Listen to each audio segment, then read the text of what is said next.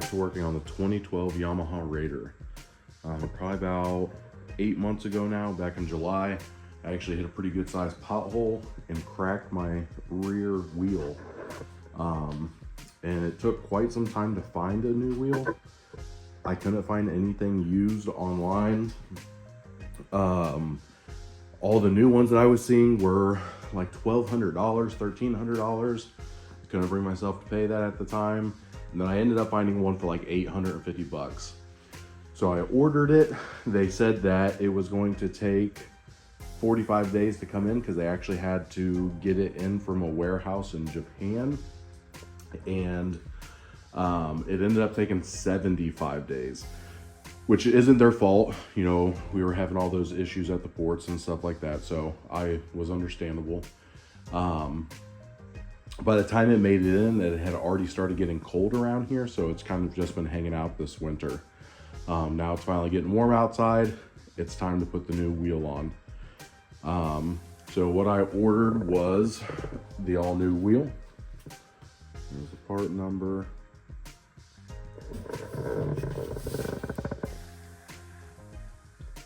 And I went ahead and ordered new bearings.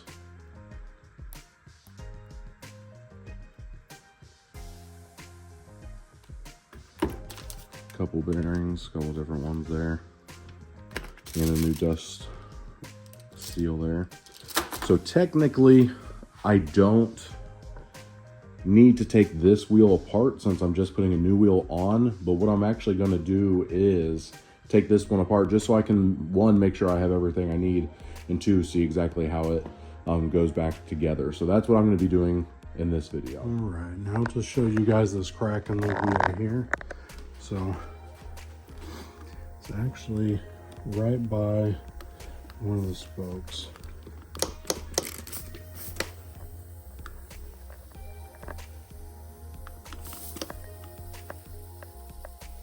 See it bubbling up right there.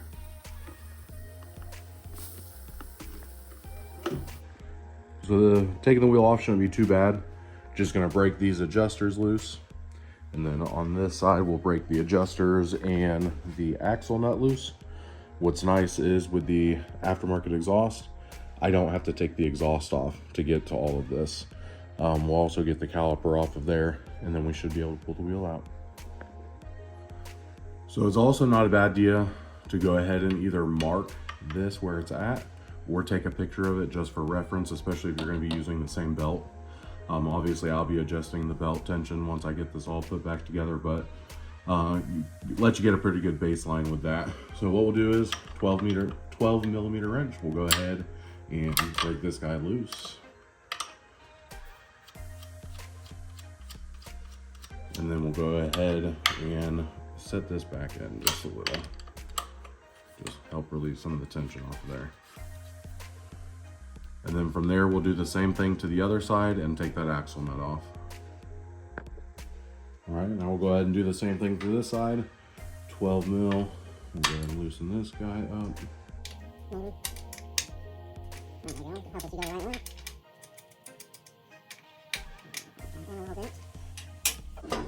And our axle nut is going to be a 27 mil. So we'll go ahead and get this guy broke loose.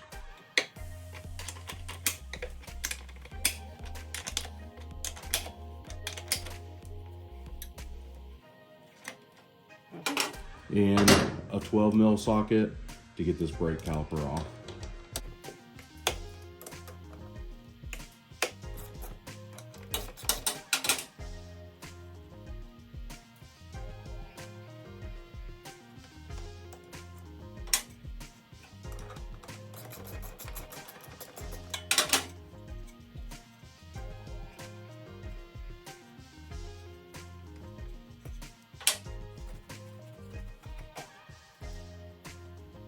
So I guess it was a good thing I was doing this because I went ahead to remove the brake pads that were still in the caliper bracket here, and my brake pads were falling apart. So I don't know how long ago these were put on. I bought this bike a year or two ago, and it looks like brakes need to be changed. So we'll get those changed out. So now all we're gonna do is finish taking this axle nut off, push the axle through to the other side, and we'll go ahead, move the wheel forward so that we can get the belt off, and then take the wheel out. Now, one thing to remember when you pull this axle out, this caliper bracket is held in by that axle, so that will actually fall. So make sure you're keeping track of that.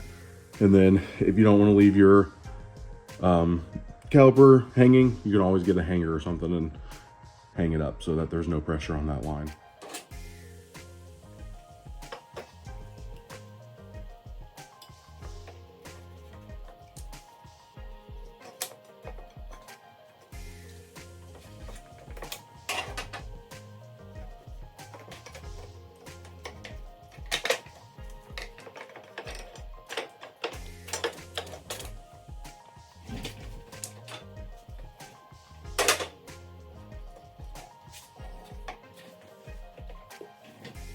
So now that I've got the wheel out, I'm actually gonna take the spacers, I'm gonna take everything off, and I'm gonna put it back onto the axle in the order that it's held on, just so that I don't lose track of anything. All right, so again, I went ahead and threw the axle back through. I put everything on there in the order that it's supposed to go, just so that way I don't forget. So we got this out here on the inside. This first spacer is what goes on the outside of the sprocket here. This spacer goes to the inside of the wheel on that left side, right with that needle bearing. This here would go to the outside of the other side of the wheel. Went ahead and threw the caliper bracket back on. And just so you know, there is a little bit of a lip that this actually slides onto to ensure that it's in the right place. And then I got my chain adjuster, my washer, and my socket here, or my nut, sorry, here. So what I'm actually gonna do is I'm gonna go ahead, take my caliper, and I'm gonna throw it back on the bracket, just so everything is all held together and in place.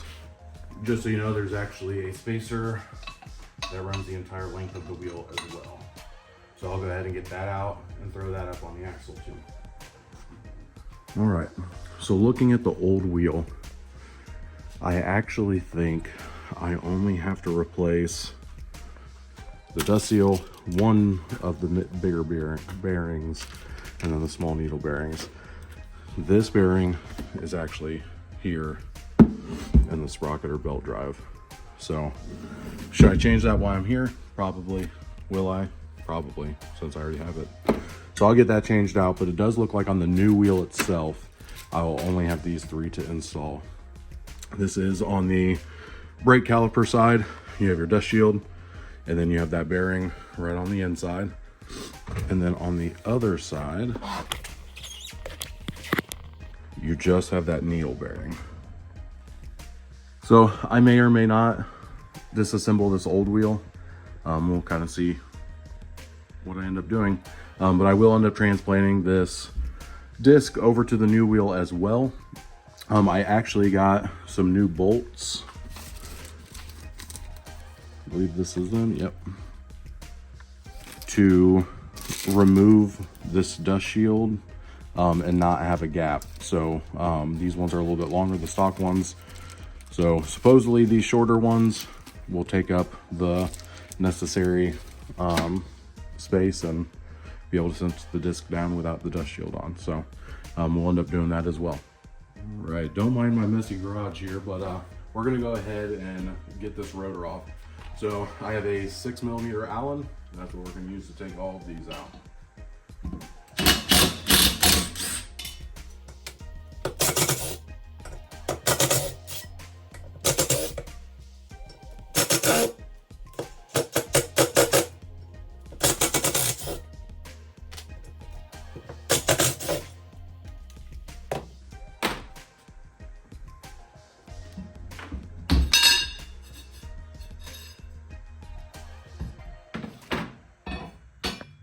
It's a new day. I feel like crap, so sorry about my voice. Let's go ahead and disassemble this old wheel. We're gonna start by taking this dust cover out, and then there should be a C-clip under there retaining that bearing in there. So let's go ahead and get this taken out.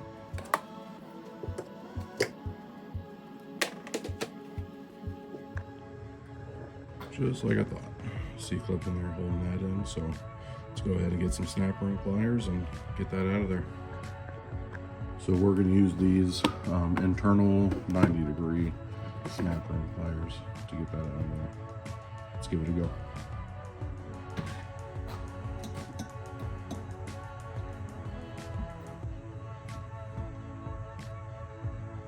That was nice and easy.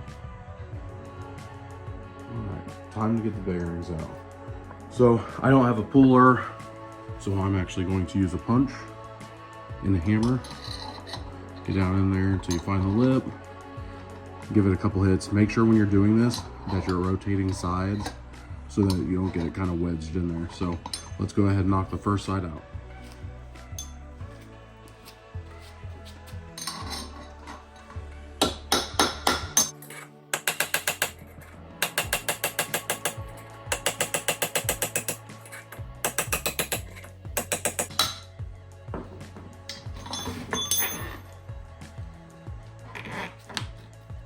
All right, let's do the other side.